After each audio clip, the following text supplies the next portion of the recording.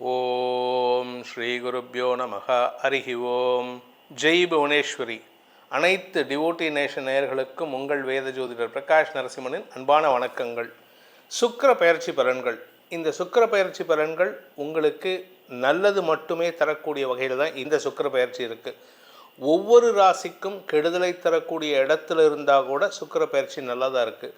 அது என்ன சார் சுக்கிர பயிற்சி, எதுக்காக இந்த சுக்கிர பயிற்சி சொல்கிறீங்க அப்படின்னு கேட்டால், வாழ்க்கையில் நீங்கள் குடும்பம் சரியில்லை, இல்லை மனைவி சரியில்லை, குழந்தைங்க சரியில்லை, என்னை எல்லாரும் விட்டுட்டு போயிட்டாங்க, ஆனால் ஒரே ஒரு நண்பன் தான் இருக்கான்னா அந்த நண்பன் யாருன்னு சொல்லக்கூடிய நபர், அந்த கிரகம் எதுன்னு கேட்டால் இந்த சுக்கிரன் தான்.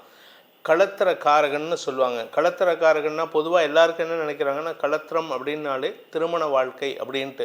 அப்படி கிடையாது. அந்த 7ஆம் இடம் களத்திரஸ்தானம். அந்த களத்திர காரகன்னு சொல்லக்கூடிய சுக்கிரன் ஒழுங்காக இருந்துட்டால் நல்ல வாழ்க்கை துணை மட்டும் இல்லை, நல்ல நண்பர்கள் அமைவார்கள், பெரிய மனிதர்கள் பாராட்டை பெறுவார்கள், பெரிய மனிதர்கள் நமக்கு சப்போர்ட்டாக நிற்பாங்க. அது மாதிரி உங்களுக்கு சில சமயம் நடக்கும்.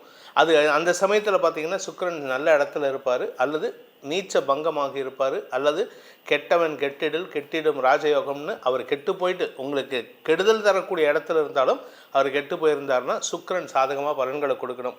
ஆனால் இந்த சுக்கிரன் எங்கெல்லாம் இருந்தால் நல்லது பண்ணுவார், உங்கள் ராசிலேருந்து இந்த இடத்துலலாம் இருந்தால் நல்லது பண்ணுவார், இந்த இடத்துல இருந்தால் கெடுதல் பண்ணுவாருன்னு கேட்டால், கெடுதல் பண்ணுற இடம் கொஞ்சம் கம்மி. அதாவது 3 இடத்துல இருந்தால் அவர் கெடுதல் பண்ணுவார். எந்த ராசியாக இருந்தாலும் சரி, ரிஷப ராசிக்காக இருந்தாலும் சரி, துலாம் ராசிக்காக இருந்தாலும் சரி, இந்த சுக்கிரன் 3 இடங்கள்ல இருந்தால் கெடுதல் பண்ணுவார். அந்த 3 இடங்கள் என்ன அப்படின்னு கேட்டால், உங்கள் ராசியிலிருந்து 6ஆம் இடம், உங்கள் ராசியிலிருந்து 7ஆம் இடம், உங்கள் ராசியிலிருந்து 10ஆம் இடம்.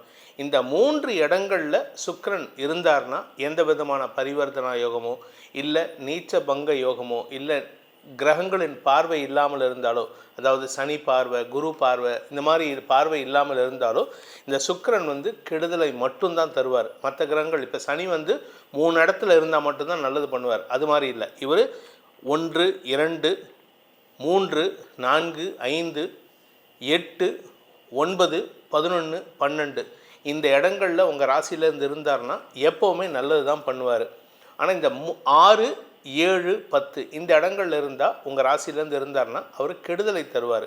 ஆனால் இப்போ நடக்கக்கூடிய சுக்கிர பயிற்சி இப்போ எப்போ நடக்கிறது அப்படின்னு பார்த்தீங்கன்னா, 2025 ஜனவரி 28ஆம் தேதி அன்னைக்கு ஒரு சுக்கிர பயிற்சி நடக்கிறது. இந்த சுக்கிர பயிற்சியினால் ஆல்மோஸ்ட் 12 ராசிக்காரங்களுக்கும் நல்லது தான் நடக்க போகிறது. இதை ஏன் இப்படி நான் சொல்கிறேன் அப்படின்னு கேட்டால், நீங்கள் கேட்கலாம், சார் கன்னி ராசிக்கு 7ஆம் இடத்துல சுக்கிரன் வராரு, உச்சஸ்தானத்தை அடைகிறாரு, 2, 9 கூடியவன் 7ஆம் இடத்துல உச்சம் அடைகிறதுனால கன்னி ராசிக்கு கெடுதல் கிடையாது அப்படின்னா, ஆக்சுவலாக கெடுதல் பண்ணணும். ஆனால் இந்த இடத்துல சுக்கிரன் குருவோட வீட்டில் உச்சம் அடைகிறாரு. குரு சுக்கிரனுடைய வீட்டில் இருக்கார் ரிஷபராசியில். பரிவர்த்தனா யோகம்.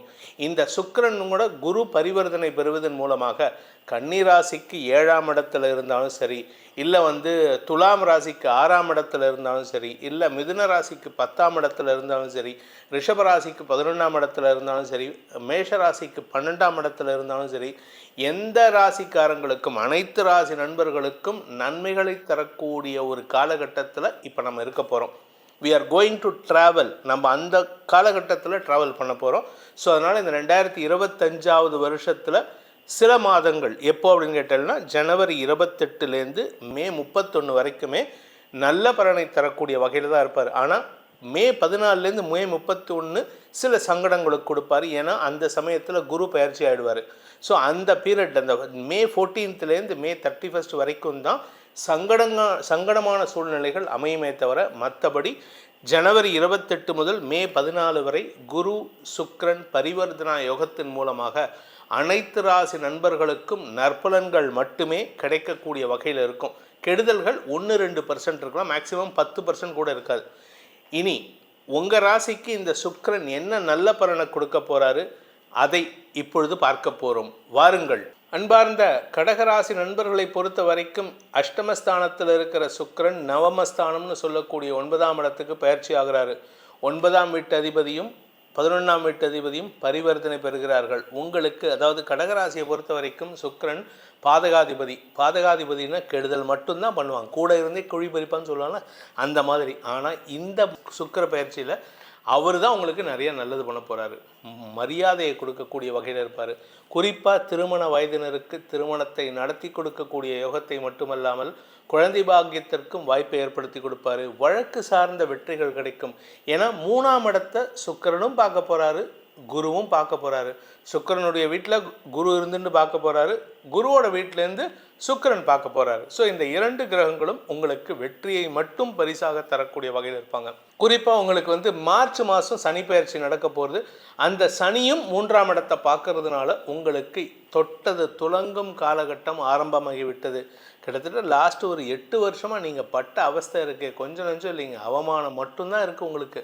ஆனால் இப்போ அவமானத்தை தவிர எல்லா விதமான வெகுமானமும் கிடைக்கக்கூடிய நாட்களாக இருக்கும்.